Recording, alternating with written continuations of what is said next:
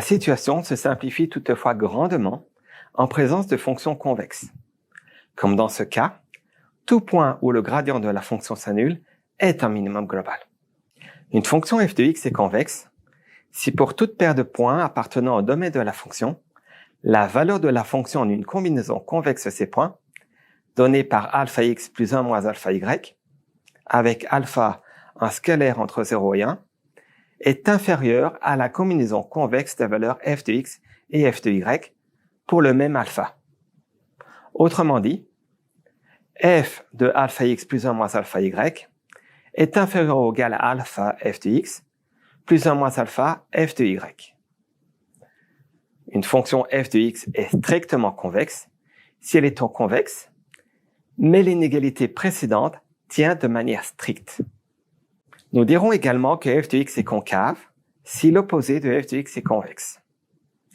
De manière similaire, f de x est strictement concave si moins f de x est strictement convexe. Si la fonction est différenciable sur son domaine, une caractérisation équivalente de la convexité est d'exiger que pour toute paire x et y de points dans le domaine de la fonction, f de y est supérieur ou égal à f de x plus le produit scalaire entre le gradient de f en x et la différence y moins x. Cela revient à demander que le graphe de la fonction soit au-dessus de l'hyperplan tangent en x, comme illustré sur la figure. On voit en effet que la fonction est au-dessus du plan touchant le graphe en x. La stricte convexité consiste à remplacer l'inégalité par une inégalité stricte en supposant x différent de y. Visuellement, cela signifie que l'hyperplan tangent ne peut toucher le graphe de la fonction qu'en un seul point, à savoir x. Si la fonction est deux fois continuellement différenciable, nous pouvons encore caractériser la convexité en examinant la matrice hessienne de la fonction. Cette matrice est constituée des dérivées secondes de la fonction et est symétrique vu que la fonction est supposée deux fois continuellement différenciable. Plus précisément, l'entrée ij de la matrice hessienne est donnée par la dérivée seconde de f par rapport à xi et xj. Dans ce cas, la convexité de la fonction en x est équivalente à demander que la matrice hessienne soit semi-définie positive. Le caractère semi-défini positif peut être exprimé comme l'exigence que pour tout y, le produit y transposé fois la matrice hessienne de f de x fois y soit non négatif. La fonction est strictement convexe en x si sa matrice hessienne est définie positive en x, ce qui revient cette fois-ci à demander que le produit y transposé fois la matrice hessienne de f de x fois y soit strictement positif pour tout y non nul.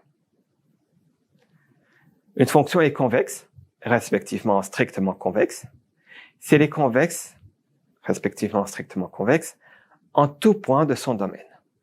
Dans le cas d'une fonction convexe, la condition nécessaire d'optimalité d'un point x star, à savoir l'annulation du gradient de la fonction en x star, devient suffisante, et tout minimum local est un minimum global. En d'autres termes, x star est un minimum global de la fonction si et seulement si le gradient de la fonction s'annule en x star. La convexité permet dès lors de simplifier considérablement l'étude des propriétés des optimums du problème.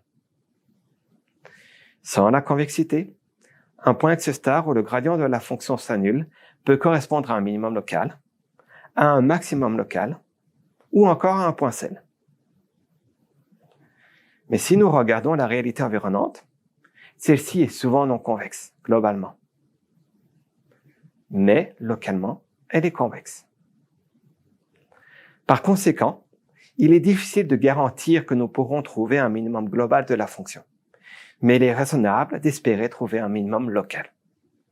Soit x star, un point où le gradient de la fonction s'annule. Pour garantir que nous ayons un minimum local, nous voudrions que la fonction soit localement convexe.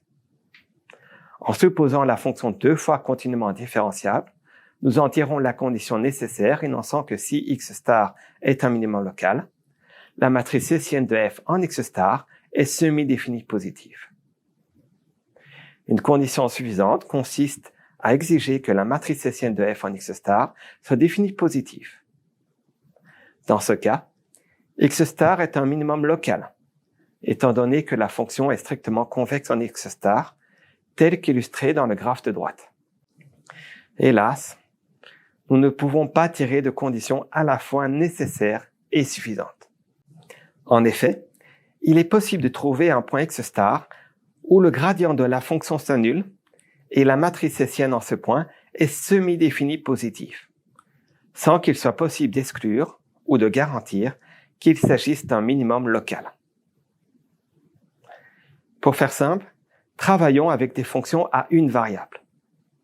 Dans ce cas, la matrice hessienne se réduit à la dérivée seconde, qui doit être non négative pour obtenir la condition nécessaire et positive pour la condition suffisante.